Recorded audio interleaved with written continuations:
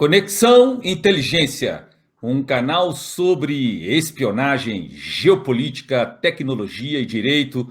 Eu sou Denilson Feitosa, presidente da Associação Internacional para Estudos de Segurança e Inteligência, INASES, com pós-doutorado em estudos de inteligência e direito. Estou aqui com o professor Eugênio Diniz, diretor executivo da Sinopsis, ex-presidente da Associação Brasileira de Relações Internacionais, professor do Departamento de Relações Internacionais da PUC Minas e ex-oficial de inteligência da Agência Brasileira de Inteligência, ABIN. E aí, Eugênio, estamos aqui de novo. Firmes, sempre alertas, não é? E alertas, aí apostas. Como sempre, com o desafio de tratar, de escolher algum assunto que seja interessante no mundo de assuntos interessantes, né? É difícil imaginar como há pessoas que conseguem ficar entediadas, sendo que o mundo, sob todos os aspectos, é repleto de coisas interessantes. Hoje eu vou destacar apenas uma coisa que está se tornando extremamente comum e que cada um de nós tem que começar a ter atenção, que é a nossa vida no mundo digital. Já tratamos disso anteriormente, de ataques de ransomware. Aquele tipo de ataque que invade lá seus computadores, né? E criptografa seus arquivos, seus drives, seus HDs e depois faz uma extorsão, né? Você me dá tanto aí em dinheiro que aí eu te dou uma chave, que na verdade pode ou não funcionar, mas eu te dou uma chave universal que vai liberar, descriptografar seus arquivos, né? E ainda brinca com isso, uma certa ética do criminoso. Olha, nós garantimos que vai descriptografar, porque senão nosso negócio, que isso é só um negócio, não estou nem aí para o que você faz. Eu só quero o dinheiro, porque se eu não cumprir minha promessa, né? Ou seja, ainda faz isso, mas a verdade verdadeira é que não se pode saber realmente se aquela chave vai funcionar. Então, já tratamos daquele ataque terrível que houve contra a Colonial Pipeline, né? Faltou combustível no leste dos Estados Unidos, até na capital dos Estados Unidos, Washington DC, aí atacaram a JBS, né? Uma das maiores empresas do mundo nesse campo, né? Da produção de carnes e assim por diante. Faltou ali, houve problema de distribuição ali, na produção de carne, a distribuição na América do Norte, Estados Unidos, Canadá. Agora, de novo, se aproximando ali do 4 de julho, né, um feriado nacional nos Estados Unidos, ali no 2 de junho começou a ocorrer esse ataque, de novo um ataque de ransomware, e dessa vez atacou as soluções da empresa Cassia, K-A-S-E-Y-A. Você pode pronunciar, por exemplo, como Cassia. Ela tem uma sede na Flórida, em Miami, na Flórida, também tem uma sede internacional em Dublin, na Irlanda. E o que essa empresa faz? Essa empresa, dentre outras coisas, ela produz soluções que outras empresas podem usar, exemplificando para atualizar seus sistemas, né? Então, essa empresa atende um grupo de fornecedores, vamos chamar assim, né? De soluções de software de tecnologia, que, por sua vez, atende milhares e milhares de organizações no mundo inteiro. O que foi que aconteceu? O que há de terrível nesse caso, né? E quem reivindicou o ataque, a autoria desse ataque, foi o grupo que você pode chamar REVIL. Você pode falar, por exemplo, REvil. Esse R aí provavelmente deve ser de ransomware, né? Evil é como se fosse o mal, a maldade, né? Poderia ser alguma coisa como o mal do ransomware, que supostamente também tem ligações com a Rússia. Esse ataque tem algumas coisas terríveis e eu vou dizer por quê. Uma é que supostamente foi usado, né, o REvil, ou se você quiser falar igual o demônio, Devil, né, Revil, mas provavelmente seria mais REvil mesmo. Se você esse ataque provavelmente foi feito usando uma modalidade diferente, que não é o próprio dono da ferramenta atacando. Ele empresta essa ferramenta para que outros ataquem, né?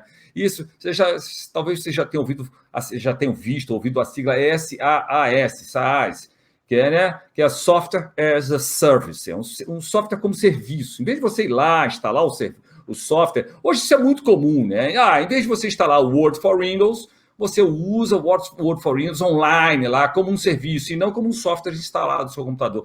Então, eles emprestam esse software para outros grupos criminosos que dali partem os ataques. Então, isso é uma das coisas terríveis, que cada vez estão mais disseminadas, né? Em vez de o próprio dono da ferramenta fazer o ataque, ele usa essa modalidade SaaS, software como serviço, Software as a Service. Então, isso já é um problema. Por quê? Porque os grandes atores nessa área, grupos criminosos, eles atacam empresas maiores, né, que têm uma receita maior. Quando você começa a fazer um software como serviço, você começa a atingir até as pessoas pequenininhas, né, até as pequenas empresas. Então, isso é um problema. O outro é que foi um ataque chamado Supply Chain Attack, um ataque na cadeia de suprimento do software. Por quê? Porque a CACIA, ela tem produto para provedores de serviços. Então, você tem lá uma empresa que o serviço dela é fazer a manutenção por exemplo, o que aconteceu na Suécia, cerca de 800 lojas de supermercados, né, de uma rede de supermercados na Suécia, foram fechados, porque chegou lá para abrir o caixa, né, você tem que abrir o caixa, né, para ter que fazer pagamento, receber, eles estavam bloqueados, né, eles estavam criptografados por meio desse ataque. Então, você tem uma empresa de tecnologia que faz a manutenção dos softwares daquela empresa. Isso é muito comum. Eu estou lá no meu trabalho, eu não vou me preocupar com fazer a gestão dos softwares que estão no computador do trabalho. Você tem a área de tecnologia, eles é que fazem ali a manutenção daqueles softwares, a atualização daqueles softwares, e aí você tem aquela unidade lá, ou uma empresa, no caso do meu trabalho, nós temos uma unidade que cuida disso, mas tem empresas que contratam outra empresa e ela que faz isso, você não tem que preocupar com essa parte tecnológica. E foi isso que aconteceu. A CACIA, ela tem os seus, ela fornece para essas empresas provedores de serviços de tecnologia que fazem a gestão de softwares, né? É o MSP, né? Managed Software Providers. Então, eles são provedores de gestão de softwares. E o que acontece? Dali, aquele provedor de gestão de software, ele pode estar atendendo centenas, milhares de outros negócios, fazendo a gestão, né? Olha o que acontece, olha esse ataque na cadeia de suprimento é o seguinte, atacando lá a solução que é VSA da CACIA, atacando na raiz, esse software falou para os seus clientes, olha, tem uma atualização aí para fazer nos seus sistemas. Você confia, porque você confia naquela empresa que faz a gestão dos seus softwares. E confiando, tem certos acessos privilegiados no seu computador. Só que aquela atualização não era uma atualização de verdade. Aquela atualização era o próprio ransomware sendo colocado dentro dos seus computadores, das suas máquinas. Olha que terrível, porque uma coisa, você tem a sua firewall, seu antivírus, você protege sua máquina, você não comete besteira e evita o ataque. Outra coisa é você confiar em alguém, confiar num provedor, ele fazer a gestão dos seus softwares. E quando ataca ele, não ataca só você, ataca todo mundo que aquele provedor de serviços, né, de software, de gestão de softwares, atende. Então, suspeita que se pode ter atingido de 800 a 1.500, indiretamente. A CACIA fala, não, olha, no final das contas, só atingiu aqui 40 dos meus clientes, mas esses 40, 50 clientes, eles têm 800, eles têm 1.000, se sabe exatamente o número que foi atingido, e isso te deixa todo mundo muito inseguro, né? Porque você não poder confiar nem na empresa que faz a gestão de seus softwares, porque de lá pode vir uma atualização que possa atacar seus sistemas e criptografar os seus arquivos e impedir o seu negócio, isso é terrível. E a CACIA falou que atingiu 0,1% dos seus clientes no total, né? Aqueles indiretamente, né? Aqueles são clientes dos seus clientes. Então, 0,1% seria pouco, mas para esse pouco, de 800 a 1.500, aquela pessoa que tem seu negócio parado, aquelas 800 lojas lá na Suécia, né, da rede de supermercados ficaram paradas, isso é terrível, né? Mas a CACIA teve uma resposta, né? Assim, ficou ali 24 horas, /7, né? O tempo inteiro procurando solução, informando ao público, encontrando soluções para poder tentar verificar se havia sistemas atacados, desligou todos os seus servidores, todos aqueles que usam, porque a CACIA ela tem tanto um software que você adquire e instala, quanto ela também tem SaaS, o software como serviço. Então, todos os clientes dela, do software como serviço, não foram atingidos. Foram atingidos aqueles que têm essas soluções instaladas, né? É o que fala da on-premises, que é instalado ali nos seus próprios computadores, né? Então, isso é terrível e deixa todo mundo assim. Nós temos que ficar cada vez mais espertos com os ataques digitais. Você pode estar... você tem que lembrar, você tem que proteger seu computador, firewall, você tem que proteger com antivírus. Na verdade, para quem não entende nada de software, o ideal é deixar realmente nas atualizações automáticas. Esse tipo de ataque é um ataque muito raro.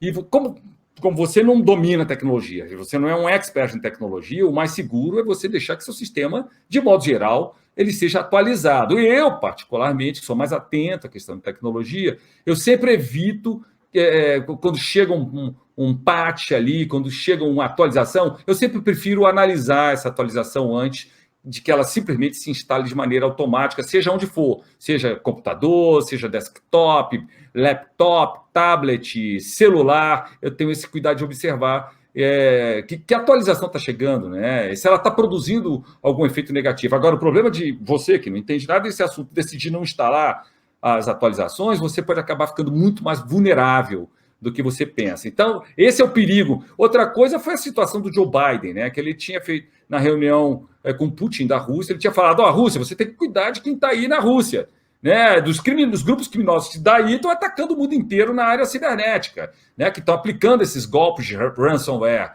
O problema, o que acontece? Aí chega ali no grande feriado da independência, né? O maior feriado que você tem ali, dos maiores que você tem nos Estados Unidos, dia 2, parece estar sincronizado com o dia de independência. Isso traz um problema geopolítico.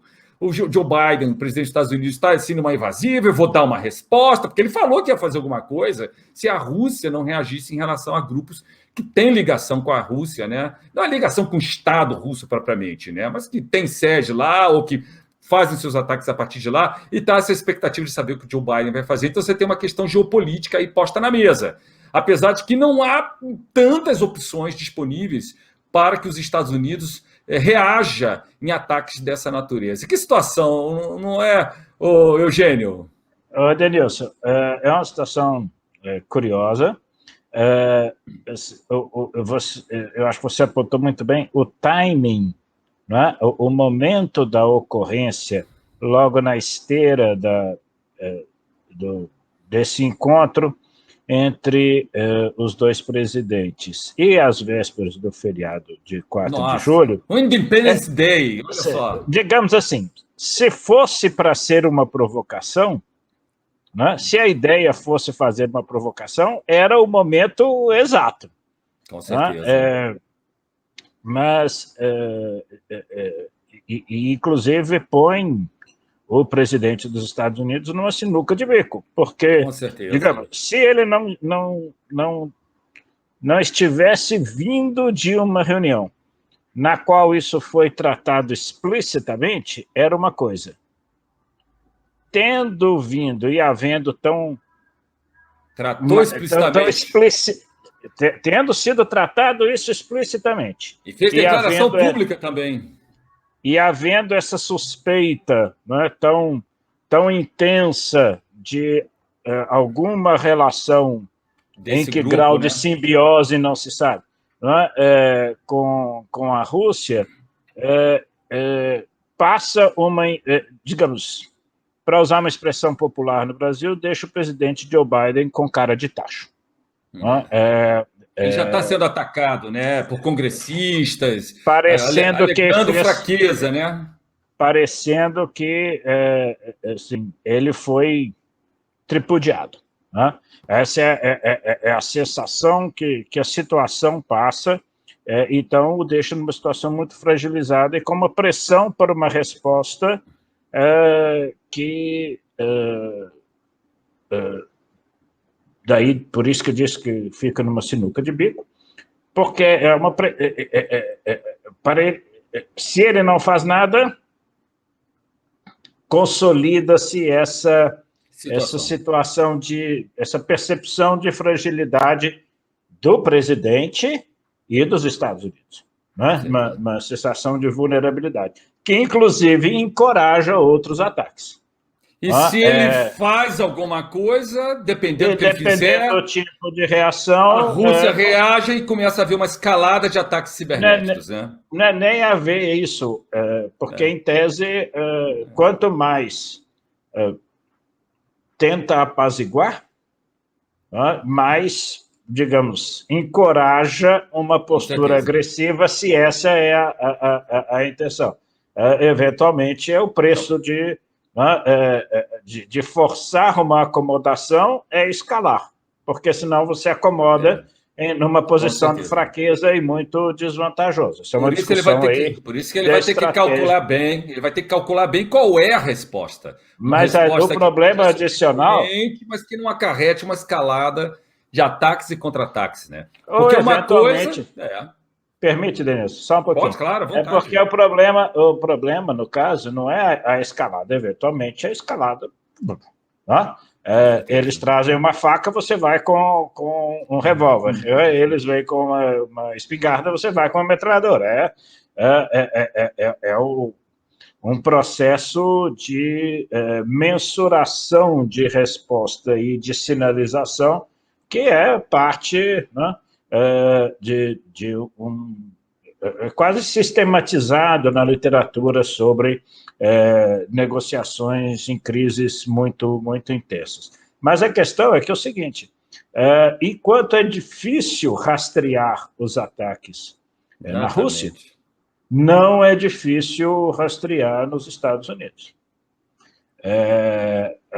Porque há um aparato governamental, societal e condições institucionais para fazê-lo, e em havendo uma iniciativa que seja efetivamente difícil de detectar, sugerir-se-á, e se houver uma investigação, e for o caso, mostrar-se-á que essa é uma iniciativa governamental. Ou seja, a baixa capacidade de fiscalização, a baixa capacidade institucional de fiscalização na Rússia gera, paradoxalmente, aquilo que chama de plausible deniability. Exatamente, é o que eu ia falar. Negação plausível. Há uma plausibilidade na negação, não fui eu. Isso aí é muito criminoso. Não sei quem foi, né? E se for aqui, não, vou tentar pegar.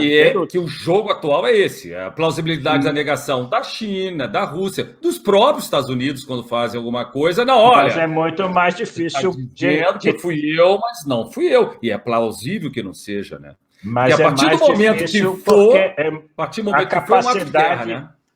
Sim, pois esse é o problema. A capacidade institucional de fazê-lo nos Estados Unidos é muito mais. Não, a vontade pode estar lá, mas a capacidade institucional de negação plausível é muito menor nos Estados Unidos, por causa exatamente do grande aparato institucional e societal técnico, né? de fiscalização, de identificação, de rastreamento,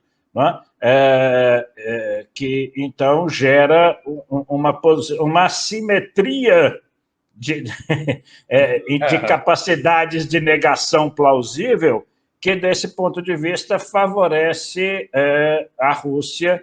Não estou dizendo que a Rússia está fazendo uma negação plausível, pode não ter ocorrido, estou dizendo que, se for esse o caso, uma resposta estadunidense é muito mais vulnerável a uma identificação positiva e, portanto, a uma responsabilização por uma eventual deterioração da situação.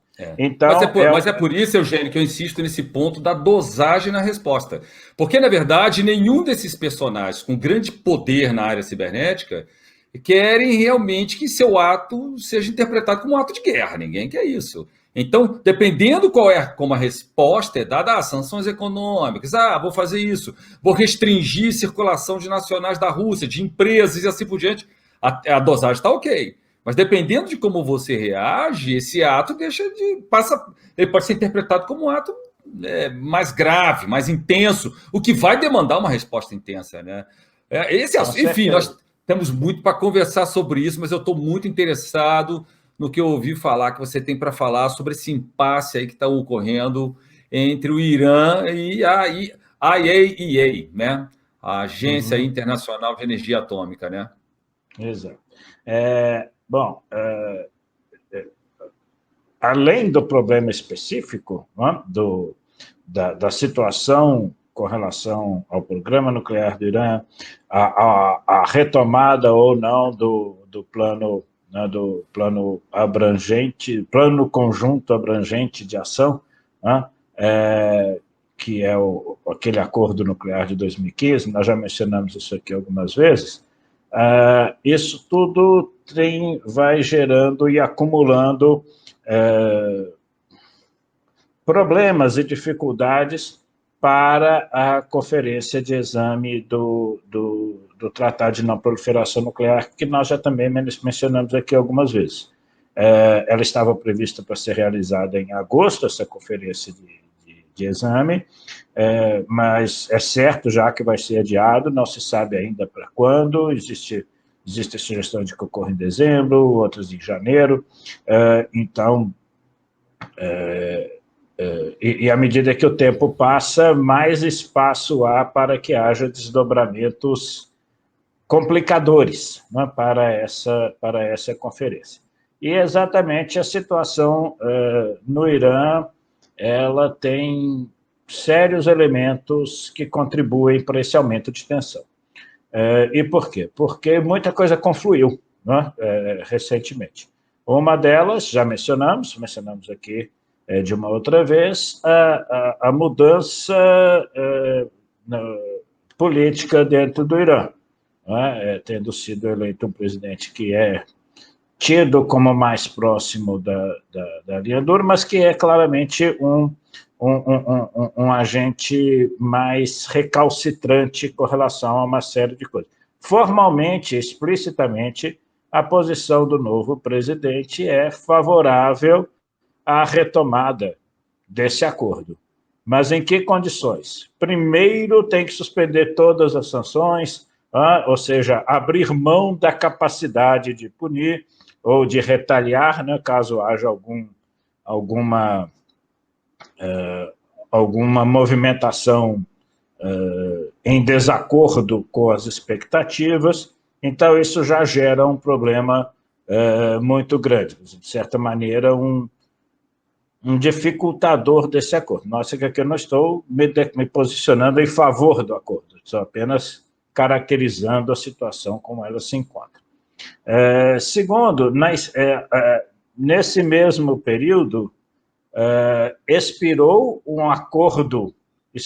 a prorrogação de um acordo provisório que o Irã tinha com a Agência Internacional de Energia Atômica, que é a organização internacional que estabelece os acordos de salvaguarda, né, de material nuclear, de instalações nucleares, de atividades nucleares em geral, e que monitora o cumprimento desses acordos. Havia esse acordo de 2015, o acordo entre chamado União Europeia 3, mais os outros 3 membros do Conselho de Segurança que não são da União Europeia, e no caso da União Europeia, a Alemanha, que não é membro do Conselho de Segurança, membro permanente, né, do Conselho de Segurança, esse acordo previa o cumprimento de um outro conjunto de regras e de procedimentos, que são aqueles estabelecidos numa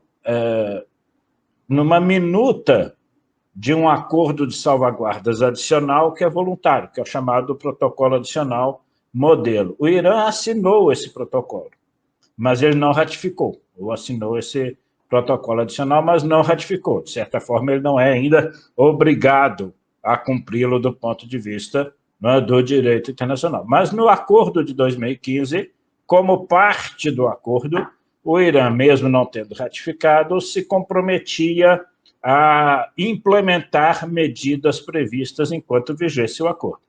Quando o acordo deixou de viger, né, o presidente Trump não quis continuar, não quis dar prosseguimento, né, não quis manter-se nesse acordo, o Irã, então, considerou que não se sentiu obrigado a implementar ou a continuar implementando essas medidas, mas vinha fazendo em algum grau de acordo, ainda que provisório, com extensões provisórias, implementando algumas medidas com a Agência Internacional de Energia Atômica. Em 24 de junho, terminaram essas prorrogações, ou expiraram, né? Essas prorrogações e extensões, e formalmente não foram renovadas até agora. O secretário-geral da Agência Internacional de Energia Atômica, Rafael Grossi, essas extensões expiraram em 24 de junho. No dia 25 de junho, ele ainda não tinha tido nenhuma posição oficial do Irã a respeito dessas extensões, continua, até onde se saiba, sem haver um posicionamento formal, embora declarações de lideranças iranianas sugerem que eles estão, por exemplo, cumprindo uma dessas medidas, que seria o registro visual das atividades dentro das instalações, mas que o Irã diz que só vai compartilhar esse registro com a agência no caso de uma retomada do acordo de 2015. E supostamente sem grandes modificações significativas, pelo menos essa é a demanda iraniana. Ao mesmo tempo, o Irã deu um passo adicional, ou pelo menos manifestou sua intenção de dar um passo adicional em termos de ter condições de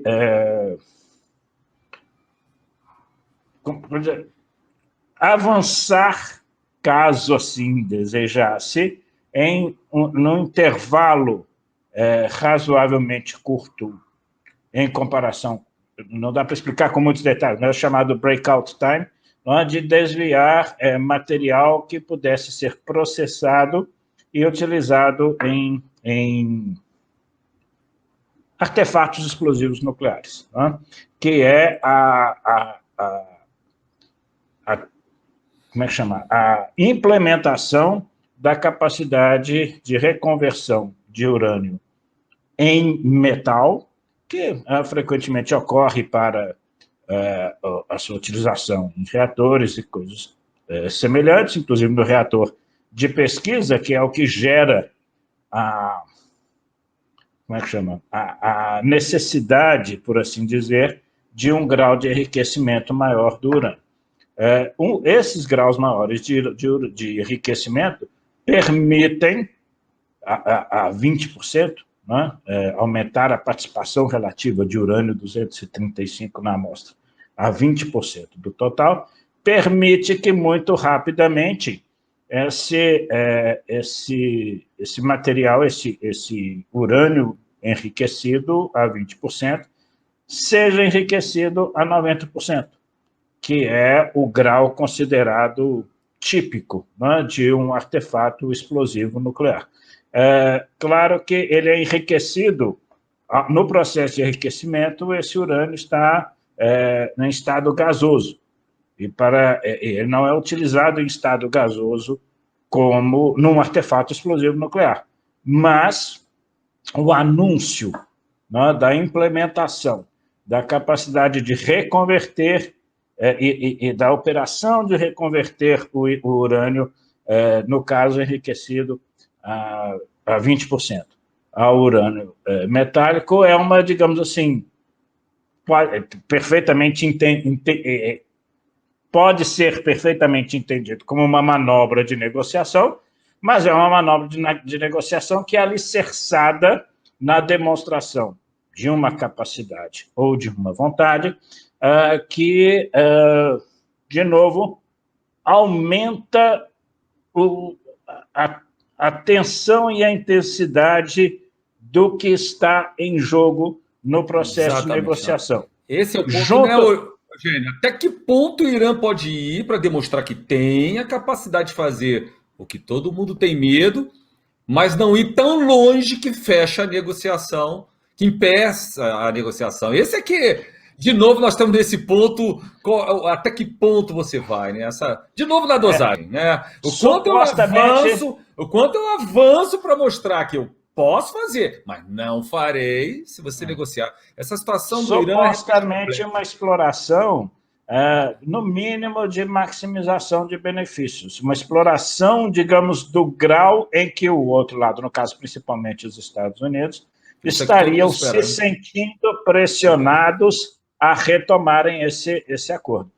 Uma das críticas que foram feitas a esse acordo, ou, perdão, uma das críticas que foi feita, para não ter confusão, uma crítica que foi feita a esse acordo em 2015 era exatamente de que então a administração Obama teria se mostrado tão desejosa de um acordo a qualquer preço que teria cedido excessivamente às demandas iranianas. Essa é uma observação que alguns críticos desse acordo faziam. Né?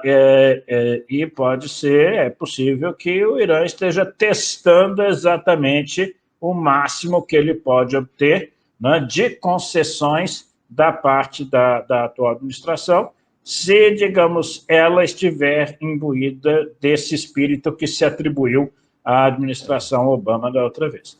Então, uma análise bem precisa. Não sei. Bem precisa, mas é possível.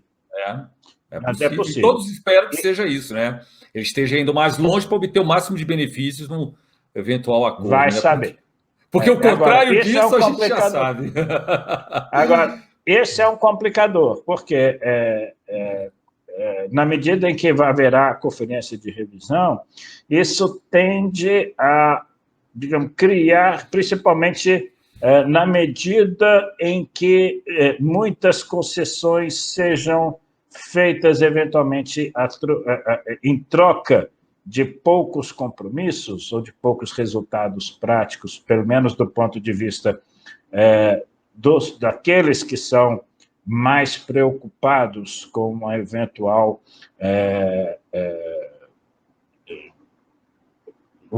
programa de armamentos nucleares iranianos, se isso vier a se desenvolver, isso tende a aumentar as tensões às vésperas da conferência de exame, gerando um grau de desconfiança com relação às próprias vulnerabilidades que se costumam atribuir ao próprio acordo de não proliferação, como a que teria permitido à Coreia do Norte obter benefícios da sua participação no tratado até o momento em que ela obteve condições próprias de, então, produzir os seus armamentos e aí retirou-se do tratado. Unilateralmente. Unilateralmente. Fez de conta que estava no acordo. Essa é uma questão do acordo. Né? Digamos, é o que é considerado um loophole, como se diz na literatura especializada em inglês. Ou seja, um buraco, uma vulnerabilidade, um ponto falho, um furo nesse tratado que permite, então, que uma parte obtenha os benefícios técnicos da cooperação até o ponto em que, eventualmente, já está satisfeito. Então, isso, junto com o anúncio que nós já mencionamos em uma outra ocasião, de que o Reino Unido aumentou o teto de artefatos explosivos que se dispõe a ter no seu arsenal. E com a notícia fresquinha de que a China estaria construindo 119, segundo a informação que veio a público, 119 novos silos de mísseis balísticos intercontinentais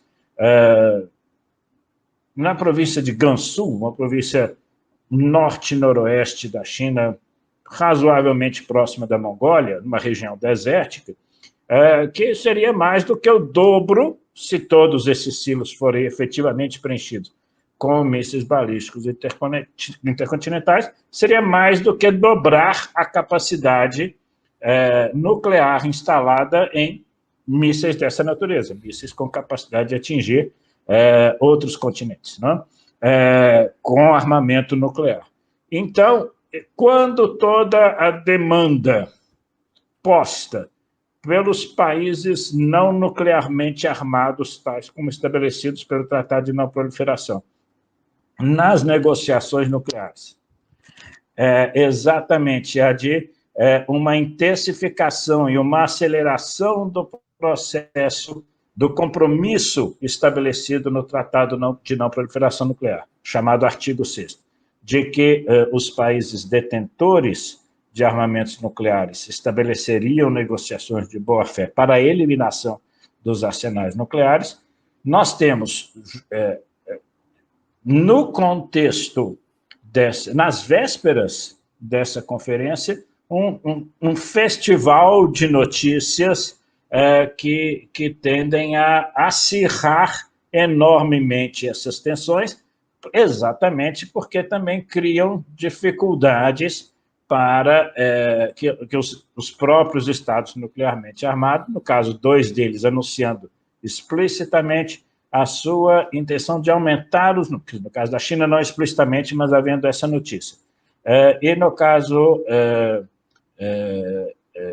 do Reino Unido, explicitamente, nós temos, então, uma situação que eu vou usar um termo que é inadequado no contexto, mas permite, né, dar bem a ideia da situação. Gera uma situação explosiva às vésperas da conferência de exame. Eu pensei bem antes de usar, mas acho que é bom usar, não que vá haver explosão, né? Mas assim, é claramente uma situação de maior tensão. Como o Tratado de Não Proliferação Nuclear é o centro, não é, de todo o regime de não proliferação nuclear e de todo a política internacional relacionada aos armamentos nucleares, nós temos uma situação complicada se delineando. Observar por quê? Porque essas coisas são problemas não só em si, né, na dinâmica regional ou na tensão entre aqueles que fariam parte do acordo nuclear no final, mas elas impactam ou têm o potencial de impactar sobre todo o aparato institucional de gestão da política nuclear global. Então, é uma situação delicada. Muito delicada. Imagina, né? O mundo inteiro fica pensando que o armamento nuclear vai ser contido e, pelo contrário, se tudo isso se confirmar, continua a haver uma expansão nuclear no mundo, né? E, por outro lado, a China, que já foi o país mais desenvolvido do mundo durante um bom tempo, está determinada a voltar a ocupar sua posição no mundo, né? E nada como poder militar para dizer, olha, é melhor deixar eu fazer meu comércio, minha tecnologia, porque olha a quantidade de barganha, né? É um elemento de barganha. Olha o meu poder militar também. É uma situação realmente. É bem menor do que das duas principais potências nucleares. Bastante menor. Mas, digamos, o quadro que se delineia esse é o problema. Tinha uma escalada nuclear. Reino Unido, China, esse impasse no Irã. Quando olha o Estados Unidos e Rússia diminuíram enormemente e de maneira razoavelmente acelerada os seus arsenais nucleares, particularmente com relação ao pico, né? Mas ainda tem uma distância muito maior com relação a todos os outros, China inclusive. Agora, o ponto é exatamente o grau de tensão que corre o risco de prejudicar, enfraquecer, tensionar todo esse arranjo político institucional em torno do assunto. Com certeza. Muito apropriado. Eugênio, suas observações, sua análise extremamente precisa, como sempre, muito oportuna. Né? Gentileza. É o futuro do mundo que está em jogo, literalmente, né? Não é filme de todo ficção. Dia. Né? É pura realidade. É isso, olha. Foi ótimo aqui, gente. Prazer enorme estar aqui com vocês mais uma vez. Também. E semana que vem vamos estar de volta aí, sempre trazendo algum assunto quente para vocês, né? E de novo, não é bom usar quente quando tem armamentos nucleares. É verdade, né? Nós gostaríamos que quente demais. Nós gostaríamos que isso tudo fosse ficção, mas essa é a pura realidade, né? A dura realidade. Mas nós vamos estar preparados para ela, pensando e vendo como que a gente se posiciona no mundo em relação a isso tudo. Olha, gente, lembre aí de dar o seu like, o dedinho para cima no YouTube, se tiver 5 estrelinhas lá no podcast, você marca lá, subscrever nosso canal, compartilhar nosso vídeo, fazer comentários, que a gente está interagindo com quem faz comentários, marcar lá no seu sininho, lá do seu aplicativo, para que nas notificações, né, para que você possa saber quando nossos vídeos estão chegando. Gente, prazer enorme, e na semana que vem vamos estar juntos novamente. Um grande abraço para vocês e tudo de bom. Abraço tudo a todo de bom, mundo, abraço. Até a próxima, gente. Tchau, tchau. Um abraço, Eugênio. Tchau, até semana que vem. Tchau, tchau.